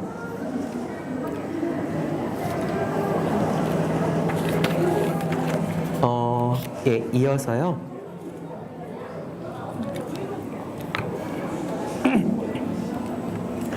네. 예, 제가 준비한 이야기 어떠셨는지 모르겠습니다. 이어서 저한테 주셨던 여러 가지 질문들에 대한 답을 드리는 시간을 갖도록 하겠습니다. 질문을 많은 분이 주셨는데요. 그 질문들을 다 다룰 수는 없고요. 그 중에 몇 가지를 선택했거든요. 답을 드리도록 하겠습니다. 따로 질문을 주셨던 분들은 제가 나중에 서울대는 어떻게 공부하는가 팟캐스트 혹은 제가 뭐 개인적으로 쪽지를 드리든지라도 하여튼 답을 드리도록 할게요. 질문 몇 가지 준비했습니다. 첫 번째 질문이에요. 무역회사에 다니는 직장인 분이 질문을 주신 건데 흥미로워서 가지고 왔습니다. 널리 나누면 좋을 것 같아요. 이분은 문과를 나오셔서 수에 대한 감각이 많이 약한 편이라고 하셨습니다. 그런데 무역회사다 보니까 회사 생활을 하면서 매출이면 모든 것이 다 숫자로 이루어져 있어서 이 부분에 많은 애로사항을 느끼고 있으시대요. 숫자에 대한 감각을 키울 수 있는 공부방법은 어떤 것이 있는지 알려주시면 감사하겠습니다 라고 말씀해 주셨습니다. 굉장히 재미있는 질문이라고 생각을 했어요. 저도 회사에 처음 들어갔을 때 제 위에 팀장님이 저한테 그 말씀을 하셨던 기억이 납니다. 회사 생활을 하려면 직장인은 숫자 감각이 중요하다. 저는 근데 그때는 그 말씀이 무슨 의미인지 몰랐어요. 하여튼 예 알겠습니다 하고 답을 했습니다. 그런데 직장 생활을 하다 보니까 특별히 그렇게 숫자 감각이 없어서 걱정이다, 큰일 났다라는 생각은 잘 안 들더라고요. 왜 그랬나라고 곰곰이 생각을 해보니까 답은 이거였습니다. 제가 사칙연산이 다른 보통 분들에 비해서 조금 빠른 편이었어요. 그거는 어렸을 때 눈높이 수학을 오래 했기도 하고 또 수학 공부를 열심히 했기도 합니다. 그래서 이렇게 엑셀이나 뭐 이런 거 있잖아요. 매출 같은 거 쭉 숫자를 보면은 대충 얼마일지 이렇게 윤곽이 나와요. 이 정도의 감만 있어도 그러니까 다른 분들에 비해서 내가 떨어진다는 생각이 들지 않으니까 큰 걱정은 하지 않을 수 있었거든요. 숫자 감각이랑 그런 것 같습니다. 기본적으로는 사칙연산 같은 거에 빠르면 좋을 것 같아요. 그래서 이런 여러 가지 숫자들을 보고 전체 총계가 얼마일지 얘랑 빼면 얼마가 될지 뭔가 숫자가 하나가 비는 것 같은데 이런 느낌이 들면 좋을 것 같습니다. 그런데 이런 것을 지금 직장인 된 다음에 기르기 위해서 눈높이 수학을 하시기에는 조금 어렵죠. 그래서 두 가지 조언 드리겠습니다. 우선 첫째로는요. 숫자를 두려워하지 말아야 합니다. 우리가 숫자로 가득 찬 엑셀 장표 같은 걸 보면은 막 겁이 덜컥 나는 경우가 있어요. 뭐 물론 회계 쪽 익숙하신 분들은 안 그러시겠지만 숫자 안 보신 분들은 막 이게 무슨 숫자인지 몰라서 머리가 막 뱅뱅 돌고 하시거든요. 두려움을 내려놓으시고 이것들이 어떤 숫자인지 한번 꼼꼼히 보겠다라는 생각으로 친해지려고 다가가면은 숫자가 괜찮아집니다. 이렇게 하면은 조금씩 친해질 수 있고요. 그리고 두 번째, 사칙연산 감을 키우기 위해서 암산하는 연습 혹은 이렇게 펜으로 직접 써가면서 이렇게 숫자 계산기 쓰지 않고요. 하는 연습을 놀이처럼 평상시에 해보시기 바랍니다. 저는 사실 그러고 있어요. 회사에서 일할 때 이렇게 숫자 계산할 게 있는데 계산기부터 꺼내지 않고 제가 먼저 계산합니다. 뭐 지출 결의를 하든 영수증 쓰든 할 일이 있잖아요. 그럴 때 숫자 계산 암산이든 해보고 그 다음에 계산기로 확인을 합니다. 이 작업들을 계속하면은 그 암산 실력이 그렇게 떨어지지 않는다는 느낌을 받거든요. 요거를 놀이처럼 해보십시오. 그러면은 숫자 감각을 유지할 수 있습니다. 다음 질문 넘어가 볼게요. 이분은 간단하게 질문 주셨어요. 슬럼프를 극복하는 노하우가 궁금합니다. 라고 하셨습니다. 슬럼프는 얼마나 자주 오는 걸까요? 제가 대학교에 있을 때 저희 선배, 그러니까 현직에 있던 판사분이었는데 그분이 오셔서 강의를 하실 때 이런 멘트를 하셨어요. 여러분 슬럼프가 얼마나 자주 온다고 생각합니까? 슬럼프는 하루에도 몇 번씩 오는 거죠. 그때 그 강의실에 있던 진짜 한 200~300명 있었는데 다 박수 쳤습니다. 슬럼프는 어쩌다 오는 게 아니라 그냥 하루에도 몇 번씩 일하기 싫다, 공부하기 싫다라는 생각이 와요. 그게 슬럼프죠. 그렇게 슬럼프가 오면은 우리는 보통 자리를 떠서 뭐 화장실을 간다던가 산책을 한다던가 잠깐 인터넷 본다던가 뭐 신문 기사 검색한다던가 아니면 친구와 수다를 떨고 뭐 담배 한 대 피고 나서 다시 자리에 들어갑니다. 이런 것들이 우리가 슬럼프를 극복하는 방법인데 그렇게 바람직한 방법은 아닙니다. 왜 바람직하지 않다라고 말씀을 드리냐면요. 우리가 공부를 하고 있을 때 만약 여러분들이 일이라고 생각을 해도 좋습니다. 머릿속에 이런 것들이 꽉 들어있을 때 이거를 잠깐 끊고 나서 재미있는 다른 것, 인터넷이든지 신문 기사든지 아니면 친구와 수다 떨든 카톡을 하든 뭘 하면은요, 우리가 이렇게 쭉 올려놨던 이 몰입도가 순간 팍 떨어집니다. 만화책, 웹툰 잠깐 봐도 이 몰입도가 팍 떨어져요.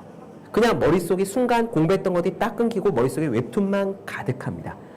그리고 나서 다시 공부를 시작하려면은 신선한 느낌이 들 수는 있겠지만 이 아까 쭉 끌어올렸던 이 몰입도 상태 그대로 가는 게 아니라 처음부터 좀 다시 시작을 해야 되죠. 그래서 제가 바람직하지 않다라고 말씀을 드리는 겁니다.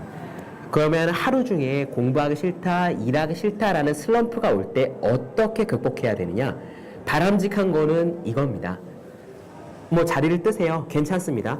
산책을 하시거나 가능하다면 잠깐 뭐 스트레칭을 하시거나 스쿼트, 푸시업을 하시면서 운동을 하시면서 머릿속으로는요. 지금 하고 있던 공부 혹은 지금 하고 있던 그 프로젝트 일에 대한 생각의 끈을 놓지 마십시오. 그냥 그 생각을 머릿속에 계속 띄워둔다라는 느낌을 가지고 몸만 산책을 하고 오시기 바랍니다. 그리고 나서 다시 공부를 하는 게 사실 베스트입니다. 이게 하루 중에 틈틈이 있는 슬럼프를 극복하는 방법이고요. 이번에는 좀 더 심각한 슬럼프에 대해 말씀드릴게요. 막 3일, 일주일, 막 보름, 한 달씩 책을 안 본다. 전업 수험생의 경우에는 이런 경우가 또 종종 있죠. 그리고 직장생활 병행하시면서 공부를 해야 되는 경우에는 잠깐 공부 끝놓으면은 일 이렇게 막 한 달씩 안 하는 거 왕왕 있습니다. 이럴 때는요, 우리가 그 해야 되는 공부가 마치 이렇게 느껴져요. 퓰리처상을 수상한 작가 애니 딜러드가 창조적 글쓰기라는 책에서 표현을 했는데 그 사람은 글쓰기를 이렇게 비유했거든요. 매일매일 저 작업실에서 글을 씁니다. 그런데 하루 이틀 그 방에 들어가지 않아요. 이 원고를 작성하지 않습니다. 그러면은 그 원고가 마치 길들여야 할 야생 사자와 같아서 하루 이틀만 우리가 손을 안 타면 이 사자가 주인이 누구인지를 잊어버린다는 거예요. 그래서 점점 사나워집니다. 한 일주일만 그 원고를 손을 대지 않으면 이 사자가 흉폭해지죠. 그래서 그 원고에 손을 대는 것도 무서워지고 그 원고가 있는 방에 들어가는 것조차 두려워집니다. 공부도 마찬가지예요. 수험서든 자격증 책이든 뭐 토익 시험이든 간에 우리가 이렇게 책이 있는데 그 책을 매일매일 보지 않으면은 우리가 사자를 매일매일 길들이지 않으면은 그 던져놓은 이 책들이 점점 무서워집니다. 날이 갈수록 더 무서워지죠. 이것이 슬럼프입니다. 그러면 이 슬럼프를 어떻게 극복해야 되느냐? 2가지 방법 말씀드리겠습니다. 우선 첫 번째는요. 머릿속으로 살살 생각을 하시기 바랍니다. 이 공부에 대한 내용을 그냥 살살 떠올리는 거예요. 막 공부해야 된다 이런 부담감 없이 내가 마지막에 봤던 것이 어떤 챕터였지 정도를 살살 떠올리는 것, 혹은 책을 펴서요 아무 생각 없이 줄줄줄 읽어도 좋습니다. 그렇게 줄줄줄 읽다 보면은요 이 2가지가 우리한테 공부가 된다는 게 아니라 살살 하면서 몰입도가 조금씩 올라가요. 그래서 특정 몰입도, 몰입 기준선 이상 올라가면은 이 사자가 별로 두렵지 않게 됩니다. 그래서 자리에 다시 앉을 용기가 생겨요. 이게 첫 번째 방법입니다. 2번째 방법은요. 여러분들이 이렇게 생각을 하시면은 가장 두려운 게 있을 거예요. 공부를 쳐보죠. 과목들이 여러 개가 있는데 그 여러 개의 과목 중에서 가장 하기 싫은 게 있어요. 가장 싫은 거, 가장 하기 싫은 작업, 그 작업을 당장 앉아서 시작하십시오. 그냥 드립다 앉아서 시작하면 됩니다. 가장 하기 싫은 그것부터요. 앉아서 딱 하기 시작하는 순간 나머지 짜잘한 것들은 우리 머릿속에서 싹 청소가 됩니다. 그리고 하기 싫다는 두려움이 사라지면서 용기가 샘솟아요. 이 두 번째 방법도 괜찮습니다. 다만 평상시에는 가장 하기 싫은 그 과목에 이렇게 정면 충돌할 만한 용기가 안 나거든요. 그래서 우리의 컨디션을 최적으로 끌어올린 다음에 부딪혀야 합니다. 최적으로 끌어올린다는 것은 운동을 뜻해요. 여러분들이 운동을 하시고 산책을 하시고 뭐 아니면은 목욕탕에 다녀오셔서 컨디션이 가장 좋을 때 있잖아요. 막 기분 좋고 쌩쌩하고 기가 살아있을 때 그때 딴 거 하지 마시고 그냥 책상에 냅다 앉으셔서 가장 하기 싫은 그 일에 정면으로 부딪히십시오. 그러면 슬럼프는 그 순간 사라집니다. 요 두 가지 방법을 활용하면 슬럼프는 극복할 수 있습니다. 다만 한 가지 걱정하지 말으셔야 될 게 슬럼프를 겪는다고 해서 나는 안 되는 사람인가, 나는 실패할 사람인가, 나는 도저히 성공할 수 없나 이런 걱정하실 필요 없습니다. 인간은 누구나 슬럼프를 겪게 되어 있고 성공한 수많은 분들도 막 시험에 합격한 분들도 누구나 슬럼프를 겪어가면서 그 자리에 간 겁니다. 제가 좋아하는 표현 꾸역꾸역 한다. 하기 싫더라도 어떻게든 꾸역꾸역 하다 보면 우리는 그 자리에 갈 수 있습니다. 다음 질문으로 넘어갈게요. 이번에는요.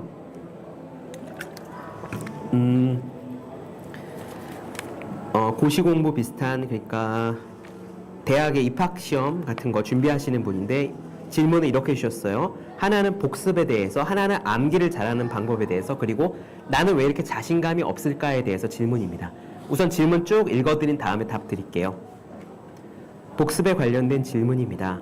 복습을 하려고 기본서를 피면 눈으로 책의 내용이 들어와서 그런지 자꾸 다 아는 것만 같은 느낌이 들고 처음 공부할 때처럼 집중이 잘 되는 그런 상태가 안 돼요. 그래서 복습을 해도 남는 것 같지가 않고 복습하는 시간에는 집중이 안 되고 시간만 아깝다고 생각되곤 합니다. 그래서 실력이 더 상승하지 않는 것 같습니다. 복습을 할 때도 처음 책을 펴는 것처럼 집중할 수 있는 방법에는 무엇이 있을까요? 이게 첫 번째 질문이었습니다. 두 번째 질문은 암기를 잘하는 방법입니다. 공부할 때 그 내용에 익숙해져야지라는 생각으로 공부를 하고 또 공부를 하면서 내가 계속 하다 보면 자연스럽게 머릿속에 들어오겠지라는 바람을 가지고 공부를 합니다. 암기를 하려고 하지는 않는데 무의식적으로 이렇게 머릿속에 들어와 주기를 바라면서 하는 방법에 문제가 있나요? 어떻게 하면 암기를 잘할 수 있고 공부를 잘 할 수 있나요? 라고 물으셨습니다. 이게 두 번째 질문이고요. 세 번째는 그래서 저는 공부할 때 내 자신이 능력이 없는 것은 아닐까 자꾸 의문이 들고 불안한 감정이 듭니다. 잘할 수 있을 거라고 이번에 반드시 붙을 거라는 확신이 들지가 않습니다. 어떻게 하면 이런 고민 없이 공부에만 집중할 수 있을까요?가 질문이었습니다. 이 세 가지 질문 한꺼번에 해결해 드릴게요. 이 분의 문제는 하나입니다. 공부할 때요. 자연스럽게 머릿속에 들어왔으면 하면서 공부하는 것이 이분의 문제입니다. 많은 분들이 이런 식으로 공부를 하시고 계세요. 계속 인강을 듣다 보면, 계속 책을 읽다 보면 이게 자연스럽게 내 머릿속에 들어오겠지라고 생각을 합니다. 그리고 실제로 그렇게 하면 된다고 가르치는 책들이 있고 그 책들이 베스트셀러가 돼요. 예를 들어서 7번 읽기 공법이라는 책이 있습니다. 10만 부 이상 팔린 굉장한 베스트셀러인데 그 책의 요지는 이거예요. 그냥 책을 가지고 7번을 쭉쭉쭉쭉 통독해서 읽기만 하면 머릿속에 다 들어온다. 그 다음에는 시험은 다 패스할 수 있다입니다. 또 파란 펜 공법이라는 책도 있었습니다. 파란색 펜을 가지고요. 파란색 펜으로 내가 암기해야 할 내용을 그냥 보고 계속 베껴 쓰다 보면 내 머릿속에 저절로 들어온다입니다. 사람들은 누구나 공부할 때 이런 바램이랄까 욕심이랄까 이런 것들을 갖는 것 같아요. 계속 내가 하면서 머릿속에 자연히 들어박히기를 바라는 욕심. 제가 생각하기에 이거는 욕심입니다. 머릿속에 저절로 들어오기는 해요. 어느 정도까지는 들어옵니다. 하지만 그렇게 암기하면 절대로 공부를 끝까지 잘할 수는 없습니다. 예를 들어 볼게요. 저기 조선시대의 왕의 계보 있죠? 태정태세 문단세 이거 쭉 있지 않습니까? 그거 노래 뭐 진짜 한 수십 번 들으면은 사실 다 외울 수 있습니다. 태정태세 문단세 다 외울 수 있어요. 그냥 계속 노래를 듣다 보면 내 머릿속에 그 노래가 들어온다는 것. 그것이 바로 우리가 7번이든 10번이든 계속 읽다 보면 내 머릿속에 저절로 들어오는 경지입니다. 하지만 시험은 다르죠. 시험은 태정태세 문단세를 쭉 쓰라고 나오지 않습니다. 시험은요. 광해군 뒤는 누구냐? 순조 앞은 누구냐? 선조 뒤는 누구냐? 이런 식으로 물어봅니다. 그렇게 생각이 들었을 때 머릿속에 우리가 딱 떠오르지 않아요. 그런 질문을 받으면 우리는 앞에서부터 다시 생각해야 됩니다. 태정태세 문단세 정년조 임명서 이때 누구였지? 요렇게 우리는 시험을 보죠. 그러니까 계속 이 노래를 똑같이 반복해서 외워도 우리가 공부를 잘하고 있다, 다 알고 있다는 느낌이 들지 않는 겁니다. 공부를 할 때는요, 처음에는 이렇게 눈에 바르는 것이 필요해요. 뭐 7번을 읽든 5번을 읽든 뭐 인강을 듣든 계속 들으면서 익숙해지는 것 좋습니다. 머릿속에 어느 정도 들어옵니다. 어느 정도 선까지는요. 그 다음에는요, 의식적으로 암기를 해서 내 머릿속에 제대로 들어왔는지 의식적으로 체크를 해야 합니다. 아까 태정태세 문단세를 예를 치면은 스스로 물어봐야 돼요. 정조 다음엔 누구였지? 영조 뒤는 누구였지? 광해군 뒤는 누구였지? 이렇게 들어왔을 때 내가 답변을 탁탁 할 수 있느냐를 스스로 체크해 봐야 됩니다. 이게 만약에 수험서라고 치면은요, 이 수험서를 익숙해진 것까지는 거기까지고, 그 다음에는 페이지를 암기를 해서 이 페이지의 내용을 덮고 내가 이 페이지의 내용을 다른 사람에게 설명을 할 수 있어야 됩니다. 이 페이지에 무슨 내용이 있었는지 머릿속에 떠올리고 쭉 생각을 할 수 있어야 하죠. 혹은 페이지의 내용을 보고 여기까지 읽다가 이 다음에 무슨 내용이 나오는지를 가리고 내가 설명할 수 있어야 됩니다. 이 체크까지 해야지 암기가 된 거고, 저절로 머릿속에 들어온 것이 아니라 진짜 아는 상태예요. 옛날에 우리 조선시대 태계 이황 선생님의 글을 보면은 그 선생님 쓰신 글에 보면은 이런 얘기가 나와요. 경전을, 옛날에 경전 그 사스함경 있잖아요. 그거를 쭉쭉 읽는 걸로 끝난 게 아닙니다. 앞에서부터 외웠고요. 뒤로도 외웠고 중간중간 챕터별로도 외웠습니다. 공부는 그렇게 하는 거예요. 그냥 익숙한 게 아니라 중간에 어느 챕터에 무슨 내용이지? 라고 물어봤을 때 그건 이런 내용이지? 라고 답을 할 수 있어야 공부예요. 그리고 이렇게 내가 답을 할 수 있느냐를 스스로 체크를 해봐야 합니다. 이렇게 스스로 체크를 해보지 않으면은 공부를 절대로 잘할 수 없습니다. 이분이 지금 질문에서 공부에 계속 이렇게 노력을 하는데 잘할 수 있을 거다, 이번에 반드시 붙을 거라는 확신이 들지 않는 이유는 그겁니다. 그렇게까지 체크를 해서 공부를 하면 자신감이 생기고, 그래서 실제로 문제집을 풀어보면 다 맞고 그 다음에는 걱정할 필요가 없습니다. 이번에는 붙겠구나 하는 생각이 드는 거죠. 그래서 한번 시험에 합격한 사람이 이 시험도 합격하고 저 시험도 합격하고 나는 공부하는 방법을 아는 것 같아 라고 스스로 이렇게 자신할 수 있는 이유가 바로 그겁니다. 그 수준까지 공부를 하셔야 됩니다. 다음 질문 넘어가 볼게요. 이분은 한 가정의 가장이세요.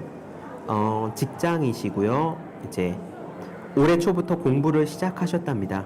공부를 다시 하게 된 계기는 원래 회사를 다니셨는데 그 회사를 그만두시고 직장을 새로 구하려 했는데 그게 여의치가 않으셨대요. 그래서 자격증이 있어야겠다는 생각에서 공부를 시작하셨답니다. 그동안은 직장 생활을 하면서도 공부를 해야지라는 생각을 했지만 바쁘다는 핑계로 스스로를 합리화했고, 공부를 한다고 과연 될까 싶어서 실제로는 시도를 안 하셨대요. 그런데 실직을 하게 되니까 당장 돈이 필요했고 취업을 위해서 공부를 해야 됐습니다. 그래서 꼭 필요한 자격증을 위해서 혼신의 힘을 다해서 전공 과목을 손 놓은 지 무려 25년 만에 다시 공부를 시작하셔서 차례로 자격증을 취득하셨대요. 그래서 이렇게 계속 자격증을 취득하니까 내친 김에 기술사까지 취득해야지라고 목표는 세우셨답니다. 하지만 지금까지 취득한 자격증을 가지고도 회사에 일단 취직을 하셨어요. 이제 급여를 받으시는 거죠. 문제는 거기서 시작됐습니다. 취직을 하시고 일단 급여를 받으시니까 지금까지 자격증을 쭉 취득해 왔는데 이왕 해온 거 그 위에 있는 기술사까지 취득해야지라고 결심을 했는데 이 공부가 잘 안 되는 거예요. 여기까지 할 때는 이렇게 아주 집중해서 강도 높게 공부를 쭉 끌어왔는데 그 다음 게 잘 안 되는 겁니다. 그래서 어떻게 제가 자격증 공부를 할 때처럼 꾸준히 공부할 마음과 집중력이 생길까요? 집중하고 공부에 매달릴 수 있을까요? 라고 질문을 주셨고요.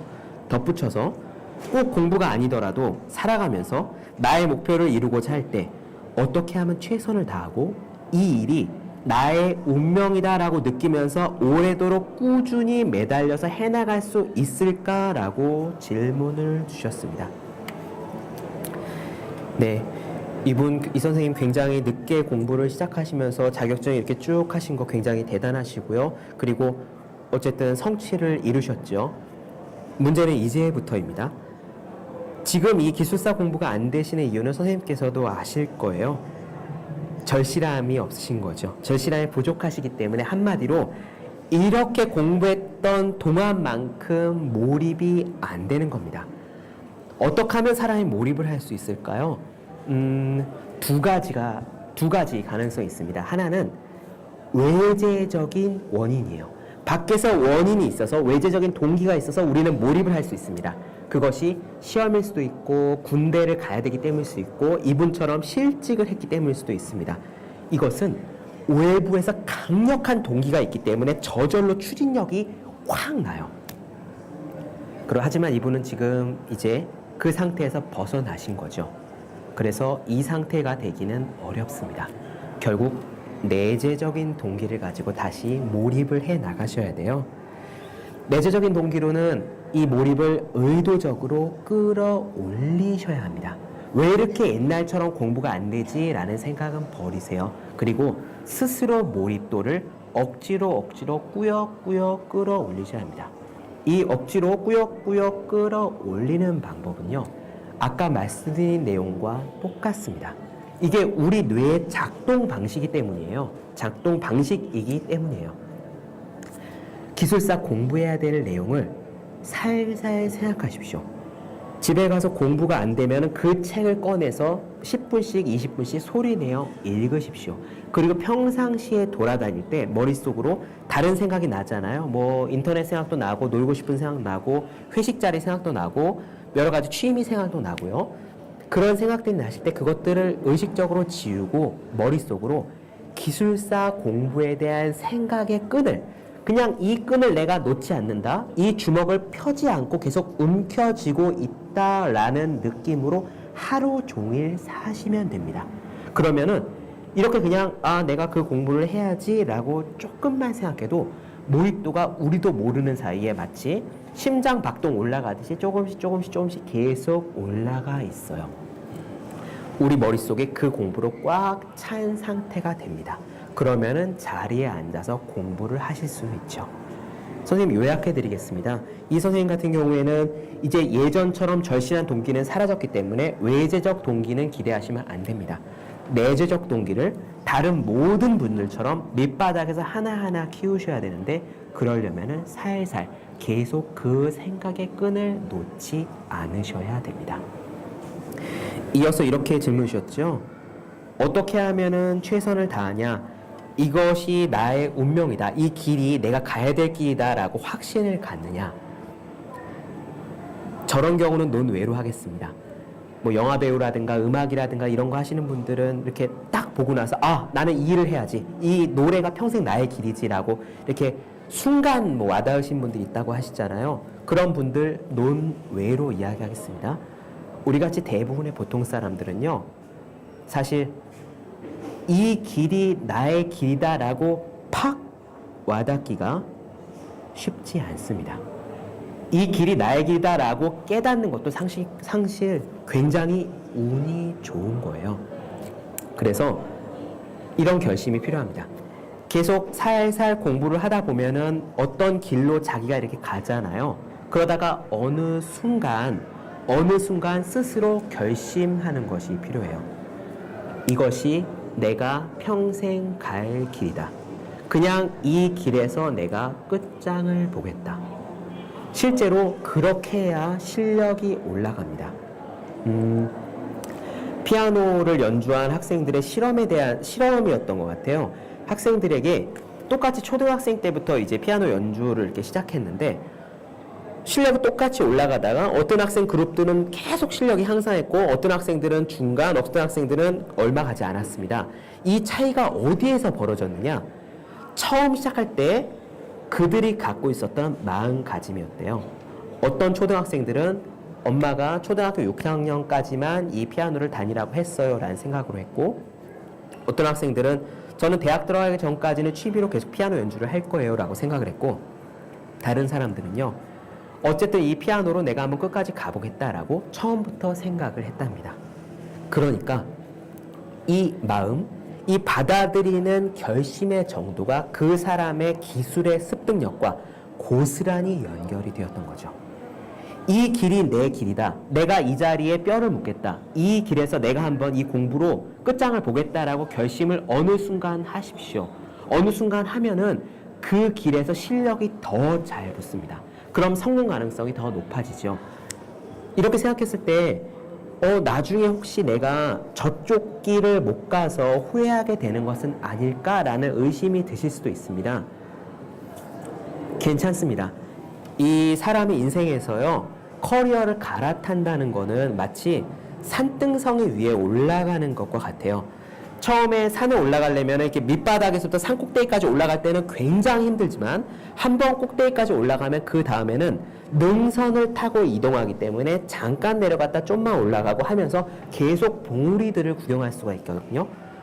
인생은 그런 식으로 펼쳐집니다. 어떤 한 분야에 매진해서 그 분야에 성공을 거두면은 그 다음의 것으로도 적당히 빨리빨리 이동할 수가 있고 그러기가 쉽습니다. 한 분야에 성공한 사람들이 다른 분야에서도 성공하는 이유이기도 합니다. 답변이 되셨는지 모르겠네요. 선생님께서 공부를 하실 때 계속 생각을 살살 하시고요. 이게 내 길이다. 이 공부로 내가 한번 인생에서 무언가를 이뤄보겠다라고 의식적으로 결심을 하셔야 그 일이 선생님께 운명이 됩니다. 마지막 질문입니다.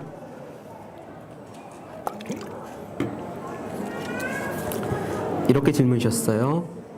어른이 된 이후에 좋은 영향을 주고받으면서 같이 서로 이끌어주고 싶은 그런 팀을 꾸리고 싶으면 혹은 그런 팀을 만나려면 어떻게 해야 할까요? 라고 질문 주셨습니다. 독서 모임 등과 같은 모임에 나갔을 때 물론 그 모임이 좋긴 하지만 그 모임이 오랫동안 유지가 되지 않더래요.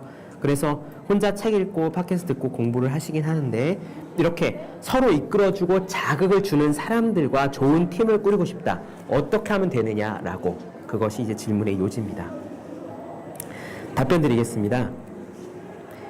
이렇게 자극을 주고받는 사람들과 좋은 팀을 꾸리는 거는요.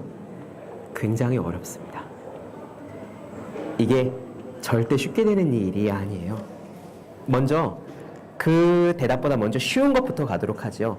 좋은 사람들과 팀을 꾸리기 이전에 좋은 사람들과 이제 교류를 하는 법부터 먼저 말씀을 드리겠습니다. 팀은 그 다음 얘기고요. 할 수 있는 일부터 하도록 하죠. 이렇게 자극을 주고 받는 사람, 괜찮은 사람을 잘 만나려면은 이런 일들이 있어야 됩니다. 우선 첫 번째, 목적이 뚜렷해야 돼요. 우리가 우리에게 자극을 주는 사람은 어디서 만나냐? 회사에서 만날 수도 있고요. 아니면 우리가 스터디를 하면서도 만날 수 있습니다. 그것들은 목적이 뚜렷하기 때문에 만나는 거예요. 이 목적이 좋은 말로 하면은 비전입니다. 회사에서 사람들이랑 이야기할 때 그냥 이렇게 막 수다하고 누구 뒷담화하고 그냥 이렇게 흐지부지 하다가 시간이 끝나기가 쉬워요. 하지만 그 중에 어떤 분들은 목적이 있는 분들도 있습니다. 이 회사를 잘 키워봐야지라고 생각하시는 분도 있고, 이 길에서 내가 무언가를 배워야지, 내가 성장해야지, 그런 어떤 특정한 자기만의 비전이 있는 분들이 있거든요. 그런 비전을 함께 공유할 때 그 사람과 자극을 주고 받을 수 있습니다. 회사 안에서라면 그래야 되고요. 혹은 일상에서 스터디를 끌 수도 있죠. 독서 모임일 수도 있겠고, 혹은 뭐 아니면은 글쓰기에 관심이 있으신 분들은 글쓰기 모임일 수도 있고, 미술 모임일 수도 있고, 사진 모임일 수도 있고요. 어떤 목적, 이 비전이 뚜렷하면은 그것을 향해 모여드는 사람들이 있습니다. 그리고 그 사람과 함께 이야기를 나눌 때 우리는 자극을 받는다. 내가 뭔가 성장한다라고 생각을 합니다. 따라서 어떤 목적을 갖는 사람들을 만나라. 어떤 비전을 세워라. 이게 첫 번째입니다. 두 번째, 그런 사람들은 있습니다. 회사 안에서도 성장하고 싶은 분들이 있고요. 따로 이렇게 모임을 가지시는 분들도 분명히 있어요. 그러면 그런 분들과 어떻게 교류를 할 수 있느냐? 자, 이거는요, 내 문제입니다. 내가 그분에게 자극을 줄 수 있는 사람이 되어야 합니다. 저쪽에 나에게 자극을 주는 사람은 만날 수 있어요. 보면은 느껴질 겁니다. 이렇게 회사 안에서 보시면 저 사람이 어떤 비전을 공유할 때 굉장히 자극을 많이 주네, 좋은 분이네 라는 느낌이 왔어요. 그러면 그분에게 나도 역시 똑같이 자극을 줄 수 있는 사람이 되어야 주고받고 하면서 인연이 이어지죠. 만약에 나는 주기만 하고 나는 줄 것이 없으면 인연이 단발성으로 끝나게 됩니다. 나도 저 사람에게 자극을 줄 수 있는 사람이 되는 것. 그러면은 저런 사람이 있고 저 사람에게 나도 무언가를 줄 수 있으면 내가 받을 수도 있으니 저 사람과 나는 교류가 이어질 수 있습니다. 이게 1대1로 만나는 겁니다. 그러면은 그 다음에 마음이 맞고 성격이 맞고 사람 인연, 시절 인연이 맞을 때 이분들과 함께 정기적인 모임을 가질 수도 있고, 이분과 연결된 비전을 공유한 다른 분들이 함께 할 수도 있고, 이러면서 팀이나 모임이 꾸려질 수도 있습니다. 절대로 쉬운 것은 아닙니다. 원래 사람 만나는 것, 함께 길을 가는 도반 만나는 것이 가장 어렵죠. 쉬운 일은 아니지만 열심히 노력하면 갈 수도 있을 것 같습니다. 네, 제가 준비한 내용은 여기까지입니다. 원래 60분에서 90분 제가 말씀드렸는데 정확하게 90분을 채웠네요. 오늘 처음으로 용산 CGV 개관 기념으로 이렇게 서울대는 어떻게 공부하는가 공개 방송을 드렸습니다. 인연에 대한 이야기 그리고 공부에 대한 이야기를 말씀드렸는데 저도 처음이라서 부족한 부분이 많이 있었을 줄로 압니다. 이렇게 방송 와주신 분들 그리고 방송 들어주신 분들 실시간으로 듣고 계시는 분들 모두에게 감사하다는 말씀드리겠습니다. 저는 방송에서 늘 말씀드리듯이 마지막 멘트로 인사드리고 이 시간 마치도록 하겠습니다. 여러분 모두 열심히 공부하십시오. 저도 열심히 공부하겠습니다. 감사합니다.